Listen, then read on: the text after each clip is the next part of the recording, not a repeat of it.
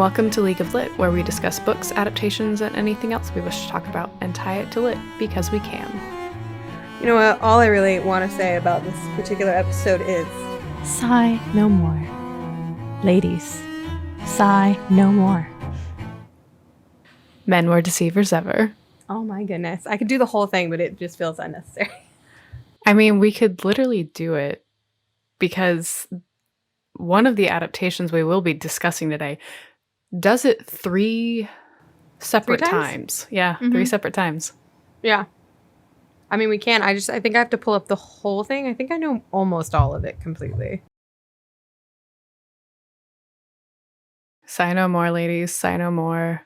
Men were deceivers ever. One foot in sea and one on shore. To one thing constant never. Then sigh not so, but let them go.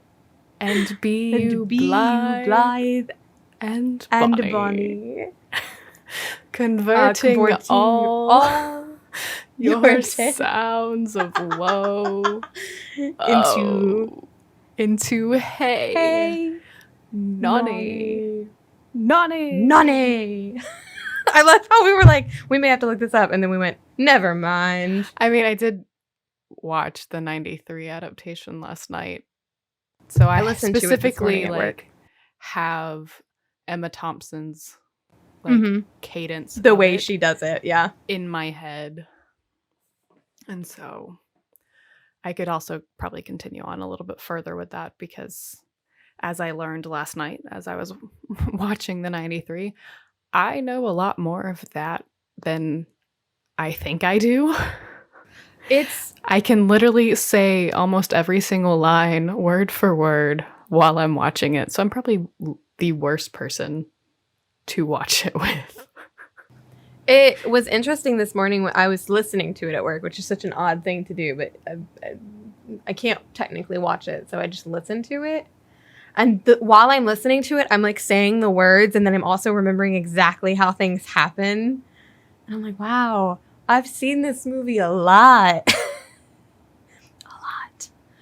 So the other thing that this episode is going to do for us is take us back to the beginning of our friendship. I know. Literally, it's been 13 years, question mark? Yeah. Since we went and saw it at the Shakespeare Tavern. Which was such a good moment in my life. It's something I definitely want to do again. I can't wait till we can go really do things again. Right? Shakespeare Tavern sends me emails all the time, and I'm like, I miss you. So clearly, audience, we're talking about a Shakespeare play. Shockingly.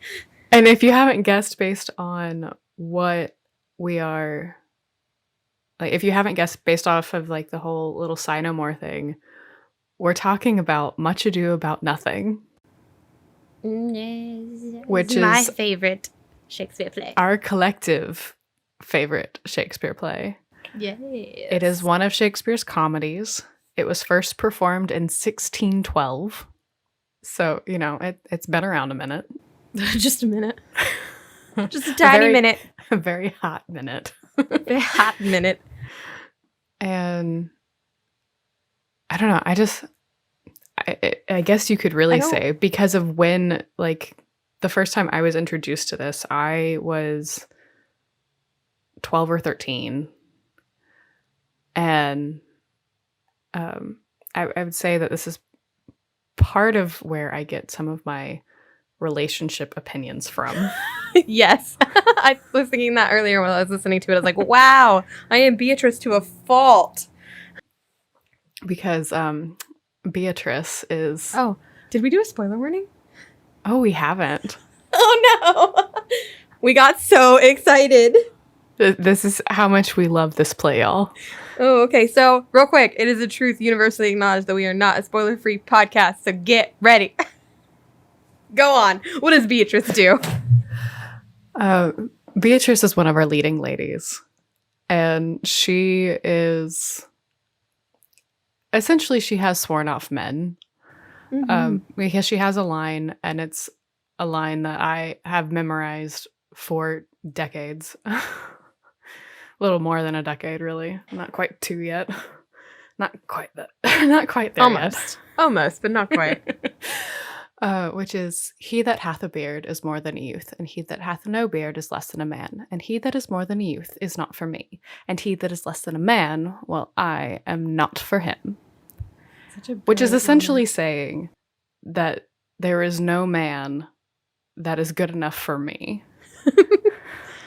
I love it. It's so brilliant. Really great. And then there's another line where it's in response to someone telling her to get a husband, and she says, "Not till God make men out of some other metal than earth." Yes, Beatrice. Tell us, which is, she gets, married at the end of the play, but that's okay. She does. It's very Shakespeare. It's very much so. The whole like premise of this play, it starts off with it being, okay, this is going to be about like the journey of Hero and Claudio going from being engaged to being married, because they stretch it out over like a week period. And during that week, they decide, along with some of the other characters, which are Don Pedro, who is a prince, so he is of noble blood, very high. Like, this is essentially a group of soldiers, like, just coming home from war, and they're deciding to do all this. And Don Pedro decides that they are going to trick Benedict and Beatrice, who have, like, we never actually get a clear idea of what their background is with each other, but you can tell based on how they banter with each other that there is some sort of history between them. Yeah. They've quite obviously known each other a very long time. And something has happened to where that's just the extent that their relationship is going to be. Yes. And so Don Pedro has decided, with the help of everybody else, minus a couple of characters, which we'll talk about them in a minute, that they are going to trick Benedict and Beatrice into at least liking each other. If not being in love with each other. Yes. And potentially falling in love with them. Which is, I love this play because it's like classic enemies to lovers, which is such a trope. It is. But like, I mean, think how long ago this was written. Shakespeare gave us the enemies to lover trope. He wrote it several times, and has definitely perfected it in his lifetime. Many moons ago. No, I mean, you just think about how many like novels that have this trope in it. This is where it came from. This is one of my favorite tropes. I love when two people who seem like they don't like each other end up together. It's always fun. Well, and the thing is depending on how this play is performed, because that is the thing about any play, is that it's meant to be performed. It's not meant to be read. And so depending on how the actors choose to perform it, it could be this is truly a, like, we actually are like bitter enemies kind of deal. Or it's we're friends enough. We've been friends long enough to where we can take these kinds of jabs at each other and it's fine. Mm-hmm. And it is so interesting. We're going to talk about several adaptations, but everybody does it just a little differently. And it changes the way the story kind of works in your brain. So they've all decided that they're going to make Benedict and Beatrice fall in love with each other. Sounds perfect. Sounds easy. Whatever. Sounds like another day at, the office. I don't know. I don't work at an office. I don't either. While this is going on, because, the bulk of the play is just us listening to Benedict and Beatrice hate each other and then like each other. You also have John, who is Don Pedro's bastard brother, has decided, for some, again, sort of convoluted reason, because he's bored. Again, it's one of those things you don't get that much information about it. I mean, he does have a whole monologue about how he is a plain dealing villain. But, like, it literally is just because he's bored. Yes. He's Like, just we bored. never really get a clear idea as to why Don John has chosen evil, for lack of a better Why term. has he decided to be bad when his brother is so nice? And it could be just because he is tired of hearing about how perfect his brother Great is. his brother is, that yeah. he just wants to be the opposite. So he has decided that he is going to ruin Claudio and Hero's relationship by, like, slandering Hero to death, essentially. Yeah. He's like, we're going to make it so that Claudio and the prince, Don Pedro, think that Hero has been unfaithful, that she is not a maiden. Yes. And then Claudio will make this big old scene and shame Hero, and she'll die. Yeah, boom. He's so excited about it. Don John just like chooses to prey on Claudio's insecurities, which we don't really get an idea of like what those insecurities are. And each adaptation kind of takes it a different way. I know that there's one that like just claims that he has a jealous streak. And then like there are others where you just see in the way that it's played out that he's just an insecure human being. Yeah. It's so, I mean, it is true. You said it earlier. Plays are meant to be watched and not read, because every single character can be played differently every single time. Mm-hmm. And it shapes the plot of the play. I mean, the plot of the play will always be the same. It will always end the same way, but it shapes how you get there differently every time. Absolutely. And he's doing this by using like a sort of minion, one of his... Yeah, so Don John has two companions, Baraccio and Conrad. Sorry. Baraccio. Baraccio. Write down Baraccio. I love him. We do have one specific adaptation that plays in our heads as we do this because we've seen it so many times, and we've already mentioned it once, but we'll get to actual like full discussion on it in just a minute. But so he has these two companions, and it's Baraccio that brings like the information to Don John about the intended marriage and the fact that he actually has a way to cross it.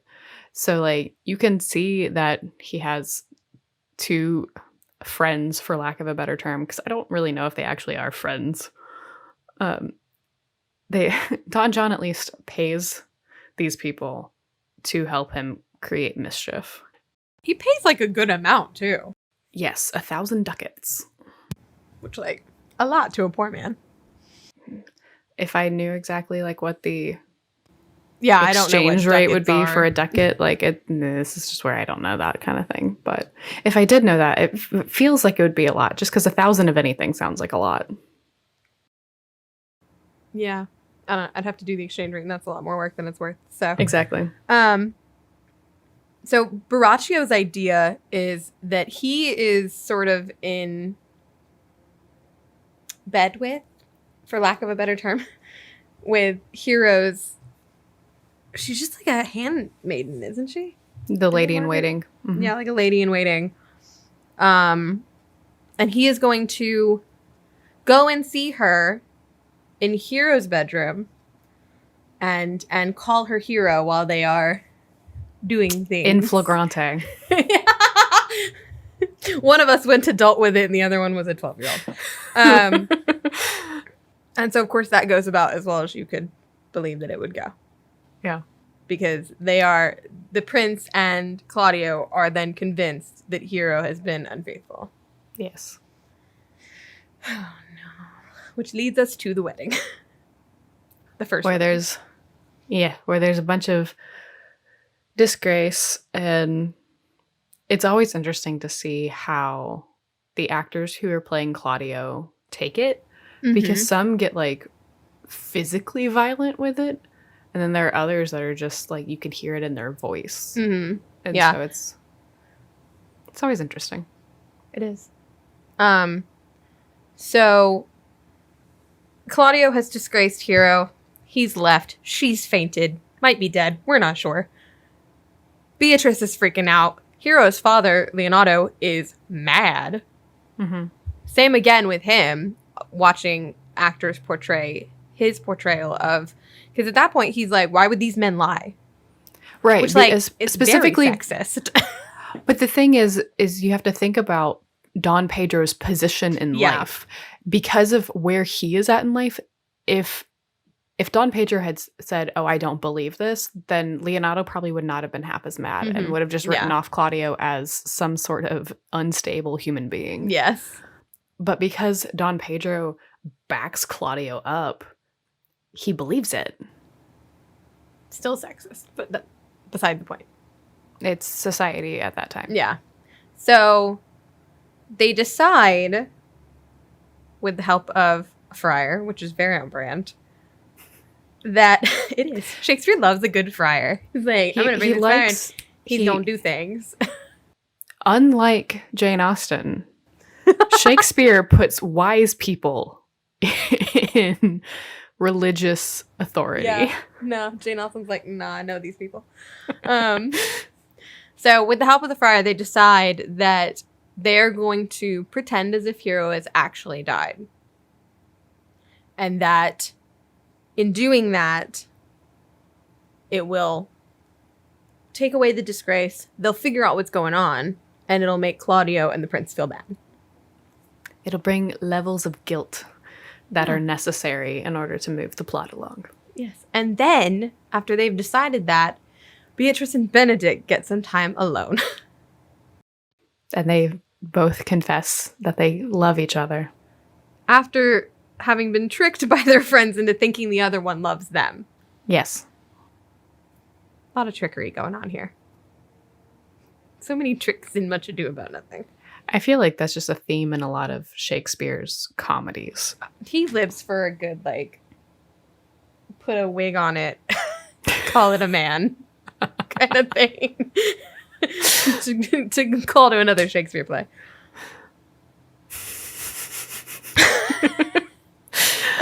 Now you're just thinking about it. I mean, I have two different plays in mind, though. Exactly.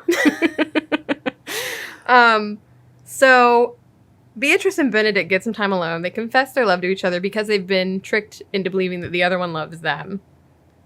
Which, of course, at that point just brings about their real feelings. Like, they're just seeing what is actually true. Well, it's like, and this is where you can go so many different directions with the level of banter that exists between them, that it could very well be that that's always been there, that they had a relationship at one point in time and something happened, so it didn't work. And it could have just been very well like something was starting before they went off to war, and then when they came back, it's like, it's still there. But we're not going to acknowledge it. No, we don't have time for that. It would take a lot to read into the psyche of Benedict and Beatrice, so we're not going to do it. It leaves things up for interpretation for when you see it performed. Exactly.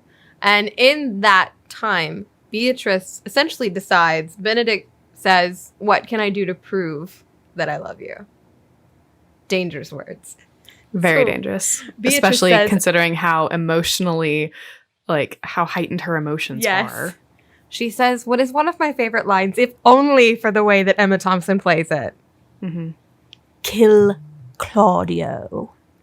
Like, literally, you see a shift in the way that she does it that you don't see in any other adaptation. And oh my God, it's great. It's borderline stone cold in the way that she does it. Crazy. I love it. Wonderful. So, of course, Benedict's like, that's my friend. No matter what he's done, he's still like a human being. Mm-hmm. And then she's like, fine. Well, you don't love me. And I'm like, wow, the shift. The shift is great. And then he agrees to do it. Yep. Will he, though? I mean, we don't get to see that version of the play, so...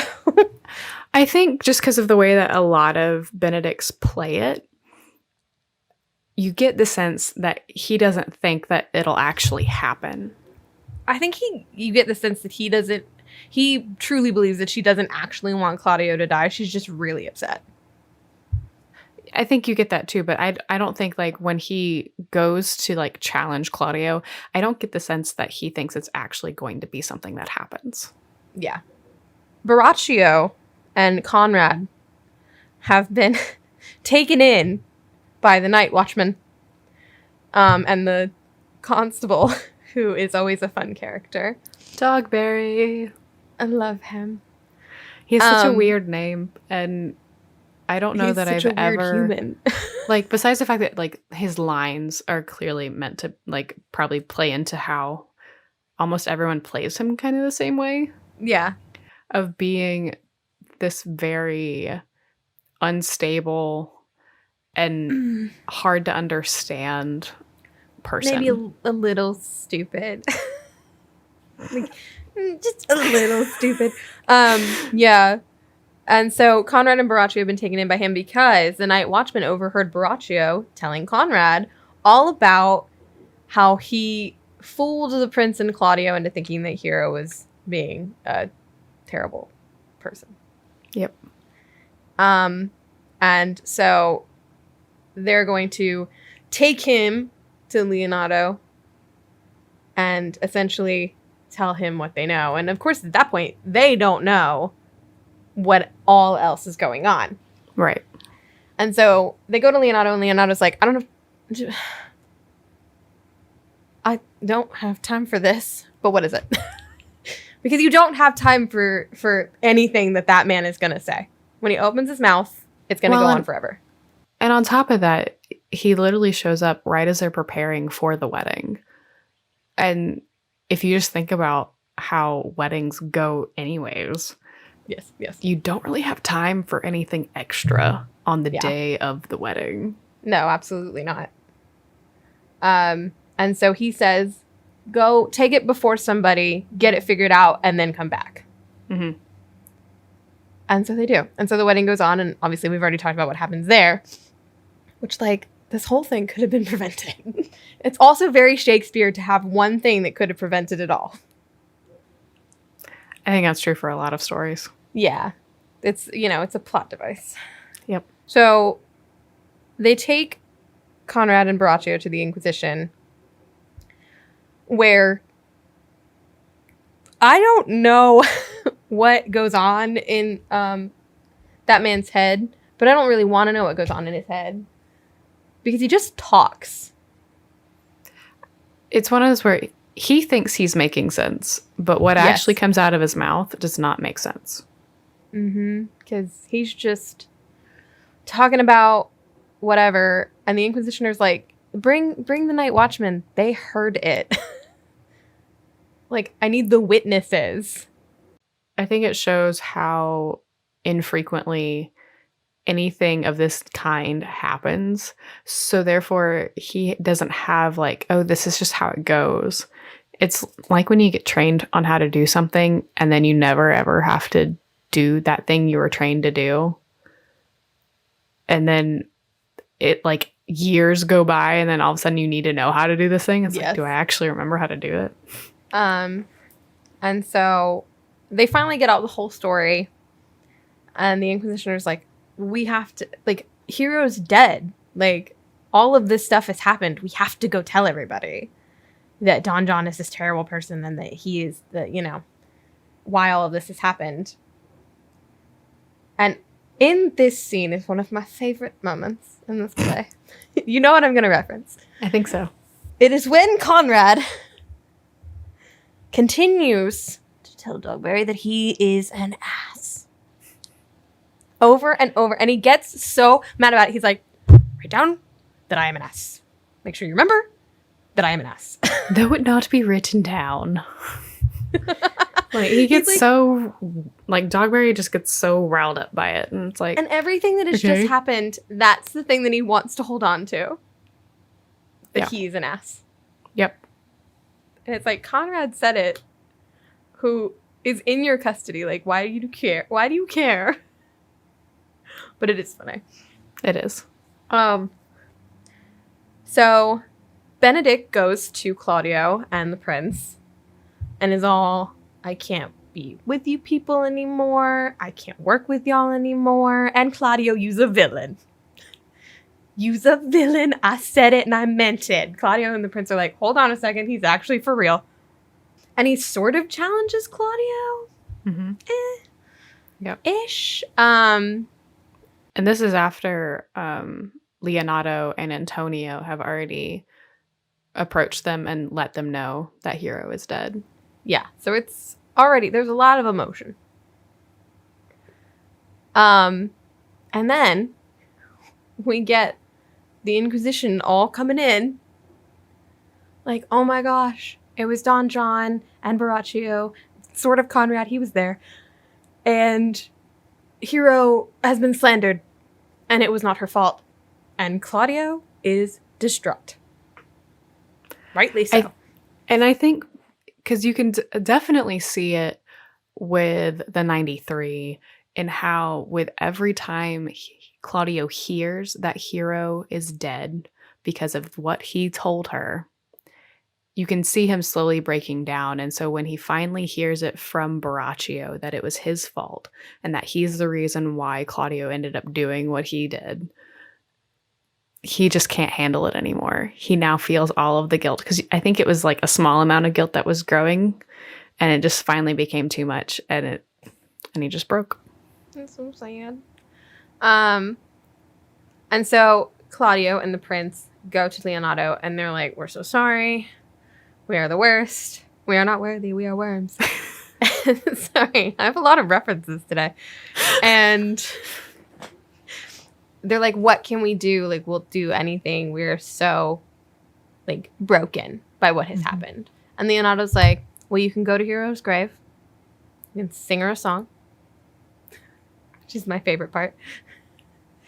You can write this beautiful thing for her and hang it up. And then tomorrow morning, you can come and you can marry my niece, who looks exactly like Hero. Because that was their plan all along. Yep. So they do. They go to the grave and they sing, and Claudio says some nice words. Mm-hmm. And in the morning, they go. And they're going to marry. Claudio's ready. He's like, I'm going to marry Leonardo's niece. It's going to be great. I'm making it up to him. Which, like, his daughter's dead, so are you? That's what he said that he could do, so he's doing it. That's what he said, so we're going to let it happen. And so they go to the church in whatever adaptation you're watching. And Leonardo brings in these women, all veiled. You don't know what they look like. Mm-hmm. And it's like, this is the girl you're going to marry. And Claudio's like, let me see your face. And he's like, no, you have to agree to do it first. Take her hand before this friar and swear that you're going to marry her. Mm-hmm. And he does. And then she pulls up the veil, and it's the actual Hero. I'm telling this story very aggressively. And she has such a beautiful, like, little monologue right here at the end that just kind of it's really a beautiful picture of just how, like, okay, this is the part of our relationship that is done. Like, in a way, this is me forgiving you of thinking this horrible thing about me. And, you know, and it's just a great, like, little bow on the end of all these, like, horrible events that is now going to be better, because clearly Claudio and Hero are just too darn cute and they need to be together. They do. They really do. I used to want to be Hero. I grew into Beatrice, but I used to want to be Hero. I don't know that I've ever wanted to be Hero. No, I don't think you did either. You've always been Beatrice. And so they're all happy. Everything's going great. And then Benedict's like, oh, Beatrice, let's get married. And she's like, I don't love you. Yep. And because they're in public now. It's a different story. Yep. And Benedict's like, well, I don't love you. Yep. And then both Hero and Claudio, like, pull out little pieces of paper where both Benedict and Beatrice have written things that are, like, declarations of love about the other person. And so it's showing how all this trickery actually came into something fruitful. Yeah. Mm-hmm. And everybody ends up happy except for Don John, but we don't find out what happens to him. We're going to assume he doesn't end up happy. I love that the end of the play when Benedict looks at Don Pedro and is like, "You look sad. Get thee a wife." And it's such a shift from at the beginning of the play where Benedict is all, I'm going to be a bachelor for all of my life. And it's like, just goes to show, right person can change your mind. Yep. So that is the play. Let's get into these adaptations. Alrighty. So we have, quite a few here. The first one that I came across was from 1967, and it was directed by Alan Cook and adapted by Robert Graves. It has Dame Maggie Smith as Beatrice. I have to watch this immediately. I would love to be able to find a spot to watch this. I just found that this was like, when I was looking on IMDb, this is what I found. I'm going to find this. I swear I am. And one of the things that like tipped me off to like this being in existence is I was looking at the like little pieces of trivia for the 93, and it noted that it's this adaptation, the 67 one and the 93, that have married couples playing Benedict and Beatrice. Because Maggie Smith was married to Robert Stevens at the time of this being done, and so they were playing Benedict and Beatrice. They obviously have gotten divorced since then, but that was the thing. And the only other like notable actor that I like recognized off the top was Michael Gambon plays one of the Watchmen in this adaptation. Baby Michael Gambon! Love that. And so, and then you also have Derek Jacobi, who was in Gladiator. He was also in The Crown. He was one of the dukes. I think it was the Duke of Windsor. Okay. And then Michael Byrne, who was in Indiana Jones and the Last Crusade, and as well as one of the Pierce Brosnan Bonds with Tomorrow Never Dies. Oh, okay. But other than that, there isn't anybody else that's like, oh yeah, I recognize who that is. That is the 1967. And then you have one in 1984, which was directed by Stuart Burge. Didn't recognize any of the actors on that cast list. So we will move on from that one. Mm-hmm. Then you have one in 1973, which is directed by Nick Havinga. I'm thinking that's how you say his last name. I don't know. All right. Again, not really a notable cast, with the exception of who plays Benedict, which is Sam Waterston, who was from Law and Order. Oh, wow. What a life choice they made casting Sam Waterston. All right. Moving on from that one. I'm not going to talk about her no more. And then I think the next one that I had written down to talk about is the 93, which I think I could safely say is our favorite.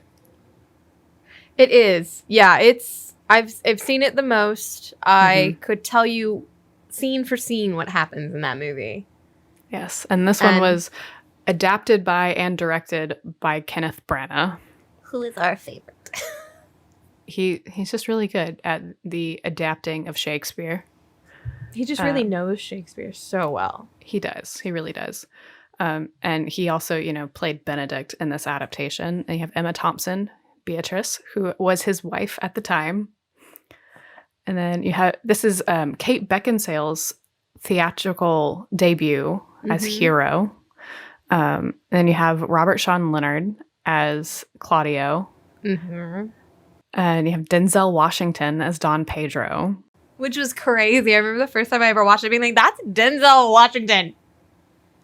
And you have Keanu Reeves as Don John. And that's Keanu Reeves in quite possibly not the best role he's ever played. But the thing is out of all of the Don Johns I've seen, I think he does it really well. Like, I do. I just think for Keanu, it's such an odd choice. I love the way that he delivers the "I am a plain dealing villain" speech. Yes.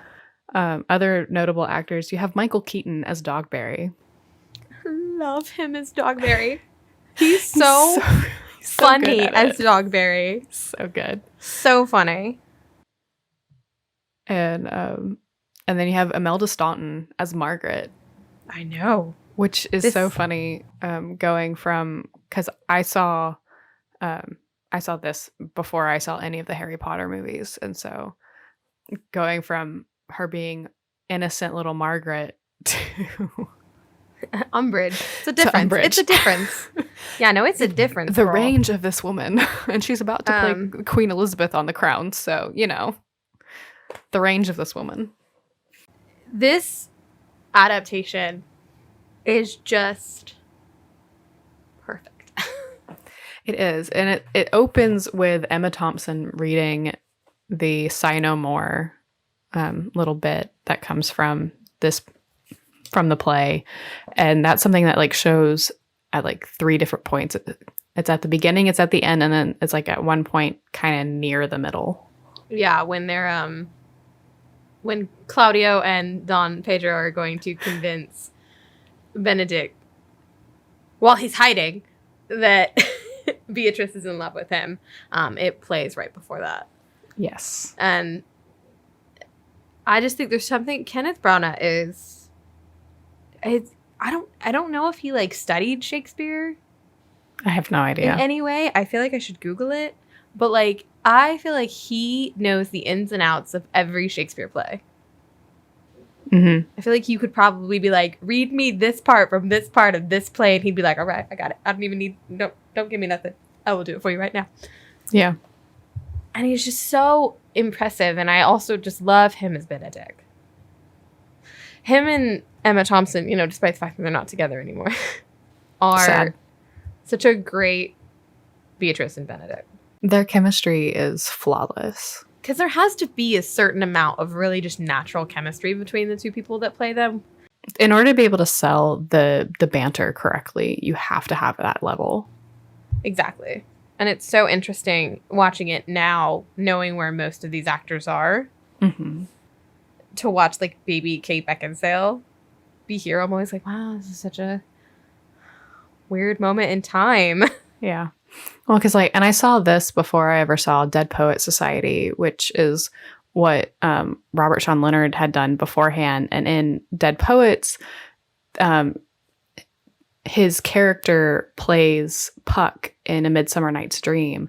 And there are certain aspects of the way that Robert Sean plays Claudio that it's like, I feel like I'm watching Neil from Dead Poet Society, which Yeah. isn't a bad thing. No, 'cause it's not. Dead Poets is one of my favorite movies, but there was something I was starting to notice like with this recent rewatch, and it was just it's just so great. I don't know. I mean, I could really talk about this adaptation forever, but the truth is it's fantastic. It's Kenneth Branagh. It's Emma Thompson. Like, I love the way that they do the trickery scenes, specifically like for Benedict and Beatrice, because it always seems, regardless of the adaptation, they're like, when they're tricking Benedict, there's some sort of inanimate object that he's struggling with. Yes. And in this one, it's a chair. And when he finally has like gotten this chair like set up correctly, they time it just right in how they say, what was it that you were telling me? That Beatrice was in love with Signor Benedict? And it's at that moment that the chair falls and he's like flat on his back, and you just see like there's so many like emotions going on in his face because He's like, what? Because he's like hearing these words that make no sense to him, and he also just fell flat on his back, so he has like a lot of shock going on.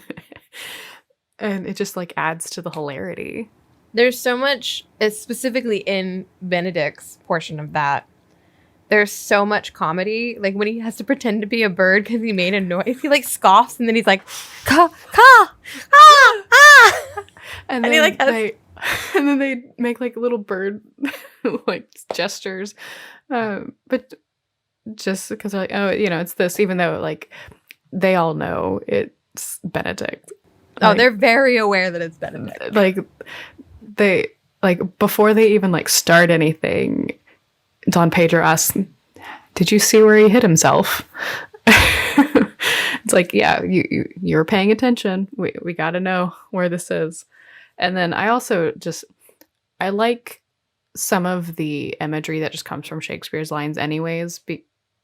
Specifically, is it not strange that sheep's guts should hale souls out of men's bodies, which is one of the lines that's said like during this portion of the play, which the first time I ever like heard that, I just thought it was funny because that's a very like funny image in your head, but it's a way it's a commentary on the impact that music has on people, because at that point in time the strings for any like stringed instrument was made out of sheep's guts. Yeah.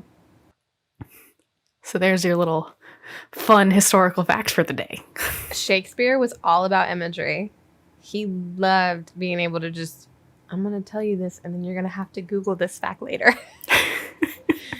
Except there was no Google then. In 400 years, you're going to be Googling this fact. And then when we get to Dogberry, there's a lot of like Monty Python-esqueness to his whole existence. The way he runs. Well, it's like they're pretending to ride horses. They have horses. They just don't have the coconuts to make it actually sound like they are riding horses. And everything that Michael Keaton does in this portrayal of Dogberry is so flawless. I've never seen him do anything quite as loud, I think, as playing Dogberry, because he'll get all up in your face. It's very physical. It's very physical. He's very physical comedy in this movie. And one of the things that I also will note in this adaptation, when Hero is being slandered at her own wedding, you can visibly like see Kate getting paler. It's crazy. It's like, but you don't see that in any other adaptation. I'm like, did she do that? Did they do that? Like, that's where I don't know if it's special effects that's like in the post process, or if that would like, or if that's really just like how the amount of emotion she was portraying in that's just like how her body reacted. Yeah. But like you don't see that in any other adaptation, and no, it adds so much. The next adaptation, this is more of like a stage production that was recorded and then shared. It happened in 2011, and it has David Tennant as Benedict and Catherine Tate as Beatrice. And I loved them in this production. I will say I watched that for the first time getting ready for this. I'd never seen it. Mm-hmm. And I was dying. It was so brilliant. They modernized it, but it was done well.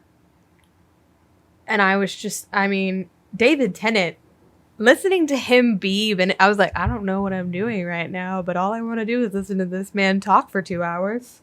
Mm-hmm. It was so brilliant. And the way they play off of each other, and again, they'd already been in something together. They worked on Doctor Who together. But the way that they play off of each other is, again, that perfect. They just have natural chemistry. They do. They really do. And they played it almost a little bit more, especially on Catherine's side, with a little bit more disdain than the 1993 version. It seemed like she really did not like Benedict. I feel like she was digging, like, whatever past Catherine had created to, like, get into the character of Beatrice. There was clearly either it was a previously, like, they tried to date at one point in time and he just really messed up.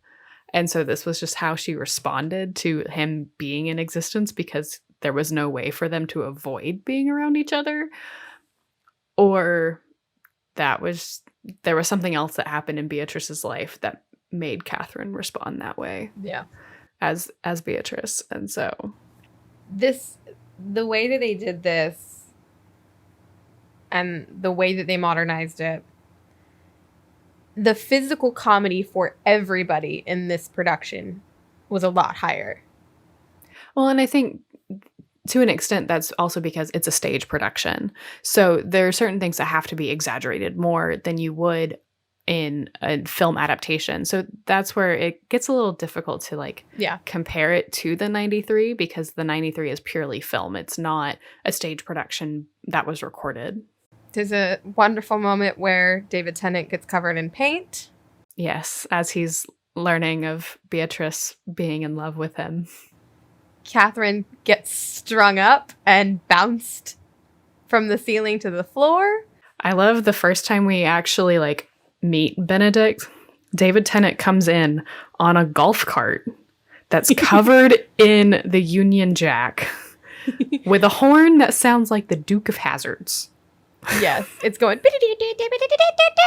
It's so dumb. And so I love when he's talking to the Prince and Claudio about how he'll never marry, and he's like taking the golf cart and he's like backing up, talking for a little bit, driving, and then he's like backing up because he can't get off stage. Yes. It's a brilliant. Yes. And I love the way that the stage that was set up, that it was a turning stage. Yeah, So it rotated. It was which on a very turntable. nice. So it definitely added to specifically the scenes when Benedict and Beatrice are overhearing them. So it created that sense of, okay, it's not like they're over here hiding behind this pillar while the people who are talking about it are in front. Like they're moving around. It's like it's moving scenery. And so I think that was really great. Yeah, and I loved Tom Bateman, who played Claudio. His Claudio was, and you know, I love the 1993. You won't get me. I can't say anything wrong about that performance. Yeah. But his Claudio, I was like, okay, he's already in love with this girl, already really there. And again, he sort of goes the same way as in 1993. When he gets upset, he gets a little bit more physical. Mm-hmm. I will say, this just came into my head. When she's getting married, is she wearing an exact replica of Lady Diana Spencer's wedding dress? Was it meant to be? Because her mask at the masquerade party is Diana. And I was like, did they do this on purpose? I feel like it was probably something that was a choice by the costume designer. Because it was great. I got a good laugh out of it. I honestly, I wasn't super crazy about Sarah McRae, who plays Hero. Yeah, there seemed to be more of an edge to a lot of Hero's lines that she added. And like to a point, like when she's in the wedding dress, she comes across like a bridezilla. Yeah. And I don't know, I love the idea that Hero is actually this like calm, sweet, like peacemaker kind of character, that she just wants everyone to be good. It's not oh my gosh, if you don't do it my way, we're going to have so many problems, which is how I felt like some of her lines came across. She was definitely probably my least favorite in the play. And I was fine when like Hero wasn't in scenes. I was like, this is good. Hero doesn't talk that much in the play. Right. Which I think worked in their favor with her. Yes. Because it's so odd. The other three sort of main parts of the two couples have a lot of lines. And Hero dies in the play. So, like, She dies. Yeah. So, it just felt like Shakespeare was like, no, we don't really need her to be a big part of all of this. And then one of the other things that I thought was odd about this production is instead of having the character of Antonio, who is Leonato's brother, they replaced that character with Leonato's wife. It was very, I was watching it and I was like, did I read this play wrong? I've read this play. I know that he does not have a wife. Like, the only time you ever hear Leonato mention his wife is when Don Pedro asks Leonato, is this your daughter? Yeah. And his response is, her mother hath many times told me so. But other than that, we don't need to see her physical presence. It was And very it just- strange. There's a lot of those lines that come from Antonio that sounded weird coming from a female. Like, And I wonder if that was a choice that they made on purpose, or did they just not find anybody to play Antonio? I feel like it was probably a choice that was made in the attempt for modernization, just Yeah. like changing some things, because we'll see in another adaptation where they changed the gender of one of the characters, and in this other adaptation it didn't like impact it as greatly as I feel like this one did. It just, I don't know, it just felt weird, because especially like in the moment when like Antonio's getting upset about Hero's death, because he's like, it's like, God knows I loved my niece. Like, it sounds weird when it's like, God knows I loved my daughter. Like, great. Good for you. This doesn't quite like help us set up the whole, like, you're asking Claudio to marry a niece. Like, who is this brother that you speak of that we've never met? Where at that point in the play, when that was brought up, we've already met Antonio. We've created a bond with him because of the different interactions like the other characters have had. So as an audience, it's like, wait, there's supposed to be a brother? I agree, though. I feel like there was no need to change out the gender of that character. Yeah, there's some characters that you can get away with that, but that's not one of them, in my opinion. Yeah. Moving on, we have, and I'm not clear if this is 2012 or 2013, because according to IMDb, it was 2012, but I distinctly remember it being like advertised about being in theaters in 2013. I remember it being, quote, released for my 21st birthday. But this is Joss Whedon's adaptation of Much Ado About Nothing, which was shot at Joss Whedon's house, done in 12 days in October of 2011 in secret. Like, nothing was announced until they had like finished principal photography. Joss Whedon's an odd duck, so that makes sense. Makes sense. That This was tracks. happening at the same time that he was in the middle of doing Avengers. Yeah. And so some of the cast that you have in this adaptation is you have Amy Acker as Beatrice, Alexis Denisov. I'm not really sure how you say his last name, Alexis Denisov? Denisov? That's my guess anyways. He was in Buffy. So. Yeah, and Amy Acker was in Angel. Was she? Yeah. I think I missed that when and then as Leonardo, you have Clark Gregg, who we all know as Agent Coulson from Avengers and Agents of S.H.I.E.L.D. and all that jazz. Jillian Morgese was Hero. I have no idea where she was from. I even looked at her like billings and I don't know. Claudia was Fran Kranz. Again, have no idea where this dude's from. Not a familiar man. Nope. Don Pedro was Reed Diamond. Again, have no idea who this man is. He looks slightly familiar to me, but I couldn't figure out where I knew him from. Yeah. And then Don John was Sean Mayer, and Dogberry is Nathan Fillion. Both were in Firefly. Also Nathan Fillion. Yeah, Nathan Fillion's done a lot of things, but as far as like a lot of these actors that were in this had already been in other projects that were done by Joss Whedon.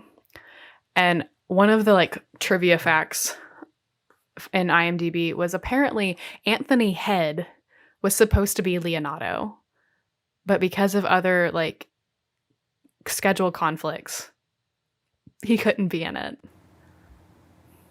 And so we got Clark Gregg. Who's great. Who's absolutely wonderful. Great. Yeah. This is one of those adaptations that does actually add a little bit to the background of Benedict and Beatrice. Mm-hmm. So they go the route that Benedict and Beatrice actually dated at one point in time, because this is a modernization, but they still keep all of the Shakespearean language. And this is also all shot in black and white. Yes. There was no color in this adaptation. Which, I don't know. I don't think that took anything away from it, but I also don't think it added to it. Yeah. No, I definitely. I just think it was a movie shot in black and white. Yeah. And then this is the adaptation that I was talking about as far as like changing the gender of a character. Conrad is played by a female in this adaptation, which, considering how insignificant that character is, it's one that you can get away with. Like, it works. He just calls fine. Dogberry an ass a lot, so it's okay. Yeah. It can come from a woman. Yes. However, the line of "I am a gentleman" does not work, but I think that's okay. They did that fine. No, it's whatever. No. This isn't like my favorite adaptation. I remember being excited about it because I like the things that I've seen that Joss Whedon has done, but I was a little let down by this one. Yeah, Joss Whedon for me has always been either I love what he's doing or I've been a little let down. There's really no in between for me with Joss Whedon. Because, like, I love Firefly. I'm currently in the process of rewatching Buffy. Like, I enjoyed the Avengers that, like, he was a part of. But I liked, like, the first 2 seasons of Angel. And then after that, it was no good. And I think part of it is just because it's hard to top Kenneth Branagh. Truly. And so it just didn't do it for me. Alrighty. And then we get into the world of, surprise, surprise, web series. Oh my god, shocking that we would be talking about a web series. So in 2014, this group of kids in New Zealand, they call themselves the Candle Wasters, and they created a modernized adaptation called Nothing Much to Do. And overall, like, the adaptation's not bad. Like, I think I think they did a solid job with bringing it to a modern audience. I will say I was not a fan of how many channels you have to, like, so you had to have been subscribed to in order to capture everything. Yeah, it's very oddly structured. Like, you have a channel that is Beatrice and Hero. You have a channel that's Benedict, which you also get, like, glimpses of Claudio and Pedro and John. And then you have the Watch channel, which is technically owned by Ursula, who is a minor character that we haven't really talked about at all. And that also is where you get some of the Dogberry content that comes through. And I don't know, it just felt like there was an awful lot to, like, follow all over the place. Yeah. It's definitely, they should have done a better job of structurally putting it all together. Like, I think, like, it was just difficult, like, when you were watching it as it came out, to really follow along. Because it's not like, oh, well, if I like, follow Beatrice and Hero and Benedict, I'll get everything. Like, there are certain aspects of the story that you miss by not being subscribed to the Watch. But in all honesty, the Watch videos were my least favorite. Yeah. Like, even they're not nearly as exciting as you think they should be. Like, they have Dogberry being this, like, Sherlock, like, Benedict Cumberbatch Sherlock wannabe. Yeah.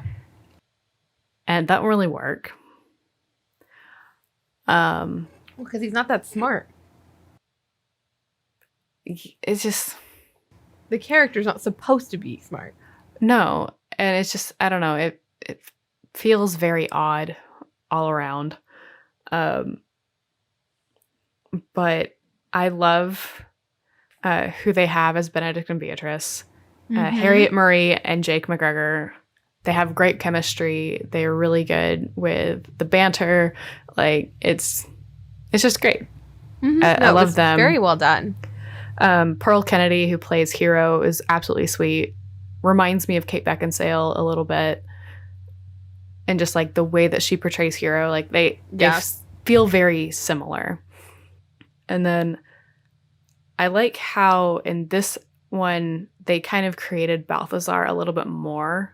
of a character. He has a little bit more of a presence in this one. And he actually, like, he is a musician. And so they, at one point, they have him cover Sigh No More by Mumford and Sons. And then there's another video of him, like, creating his own kind of rendition of the little, like, sonnet that is that's done from the play. And I think it's really good. And this is the one where they play on the fact that, like, Claudio apparently has a jealous streak. But you have no understanding as to why. Why? You just, like he's jealous. Oh, okay. Like, why do we know that he has a jealous streak? Yeah. Why is he like this? You're saying that he's never been in a relationship before. So where, like, how does he get jealous? Yeah, it's like there's levels of plot holes that exist in the way that they tried to bring this to existence. I mean, to an extent, there's also plot holes in Shakespeare, but because of the way that it's woven together, you don't necessarily realize it unless you're really looking at it. Yeah. And you also get the sense that, like, Benedict and Beatrice have a history in this one. Yeah, the same. And what's going on? Something's happened here. Yep. I love the fact that, like, for a decent amount of Benedict's vlogs, he does it from a bathtub. It's such an odd choice, but it works really well. It works so well for him. You're like, why is he in the bathtub? You know what? I don't care. I don't need to know. He just wants to be there for this. Well, it's like, and at one point he even talks about, like, why he is chosen. He's like, it doesn't matter to you, but it's therapeutic for me, so I'm in the bath. Yeah. And I mean, like, he's not like, oh, he's legit, like, in like, water and whatnot. Like, no, he's just fully in the clothed. bathtub. He's just sitting in a bathtub. He's just in the bathtub. Yes. Which, you know, to each their own. Vlog from where you want to vlog from. I mean, it works for Benedict. It does. He's a really sort of does. quirky character where when he's a little odd, like this version, and I think the David Tennant version also does a really good job of sort of making him this kind of odd duck that you're not really, like, sure. Like in David Tennant is playing the piano. Yeah. And is, like, singing that little song and is actually playing When the Saints Go Marching In, and he realizes then he's upset, and then he plays with it, and he's like starts to play that song, and he can make it faster, and he can make it slower, and he can make it faster. It's sort of the same concept of, like, why would he be in a bathtub? Because he can. Exactly. Because he wants to. Exactly. And then in this adaptation, they do play a little bit with sexuality, and they, like, refer to Pedro as, quote, all around great guy. And you don't really think about it when it's first said until it's, like, pointed out by John much later in the adaptation that it was referring to him as being bisexual. Yeah. Which doesn't really, like, impact anything. No, it doesn't, like, do anything to the story because Pedro is not somebody that they're trying to make fall in love with anybody else. Exactly. So, like, because, I mean, there's, like, a whole, one thing I think is interesting how every adaptation handles is the, quote, rejection that Beatrice gives to Pedro when, like, she's half complaining, but not, like, in all seriousness complaining about the fact that she's not going to be desirable for a husband. And because she's saying that she is sunburnt, which at the time it was very bad to have any kind of tan, because that meant that you were more than likely of lower class and had to work. And so, like, that's where the whole, like, oh, because I am sunburnt, I shall sit in a corner and cry hey ho for a husband. And then, like, Beatrice and Don Pedro have this entire conversation about how Don Pedro's father got excellent matches.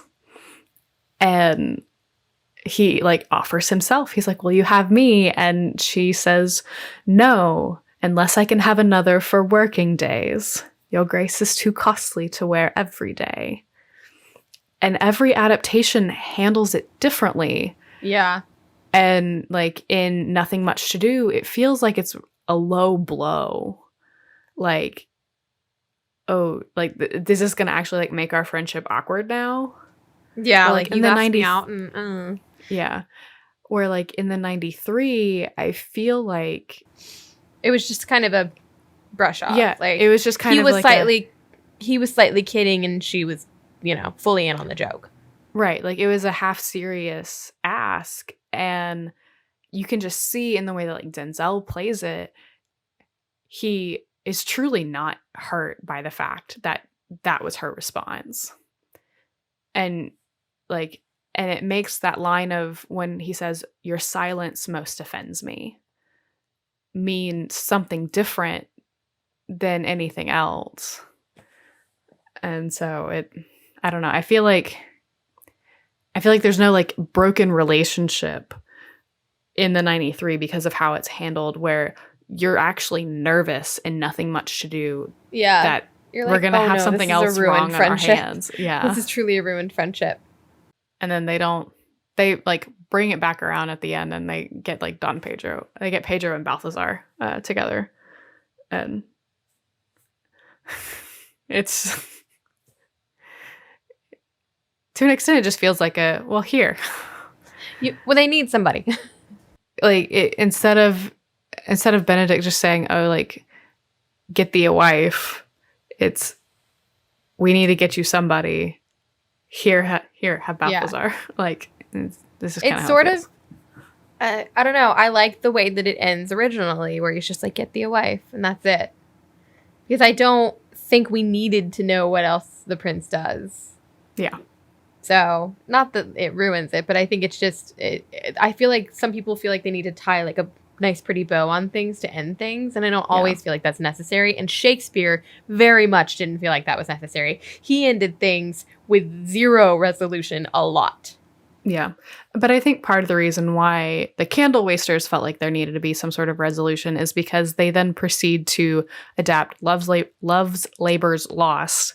This is a mouthful to say anyways. Good grief, Shakespeare.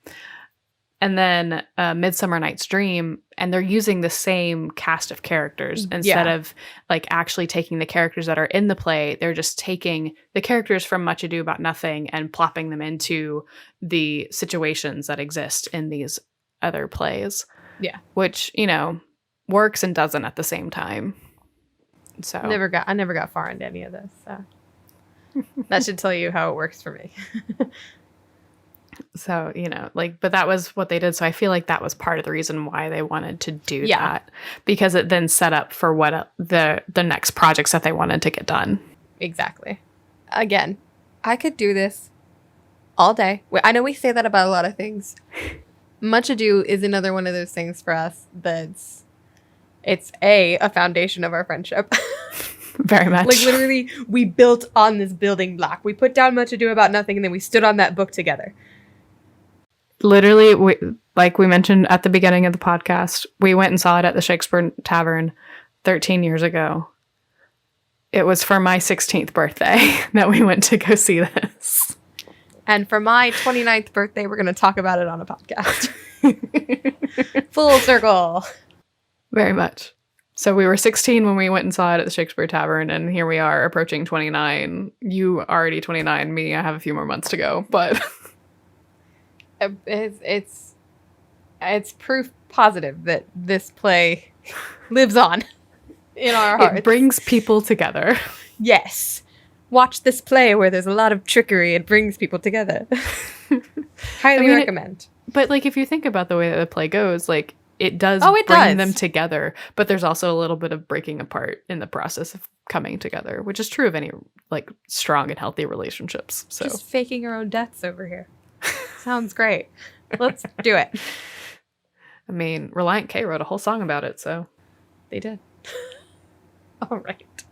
So clearly Shakespeare needs to be thanked. Because, I could talk to that man. Without Shakespeare, for a little bit. The question is, without Shakespeare, would we be friends? Probably because of Jane Austen, because we have that as well. It just would have taken longer to get there. A little bit. I can't even begin to thank all of the many people who have made adaptations of this, specifically Kenneth Branagh. Give us a call. We'd love to talk to you. We'd love to see another Shakespeare play adapted. truly, that man has not adapted another Shakespeare play in far too long. Yeah, no, it'd be really great to see another one come to life. I don't know what he would do, but I'm here for it. I don't either. There's quite We'd a be few. first in line at the theater for that one. Like, I have my ticket. But a big thank you to anybody who's made an adaptation of this. It's, you know, it's a big undertaking to take on Shakespeare. Mm-hmm. And obviously we were impressed. So you've impressed the people that matter. The Shakespeare fans. Yes. Here in the Shakespeare fandom, we love Much Ado About Nothing. Yes. And a big thank you, as always, to Zakaka, who made our beautiful art and who has 2 Ks in his name. I don't know where I was going with that, but you're welcome. And to you guys, thanks for tuning in to League of Lit. If you have any suggestions for an episode, feel free to leave a comment on leagueoflit.tumblr.com.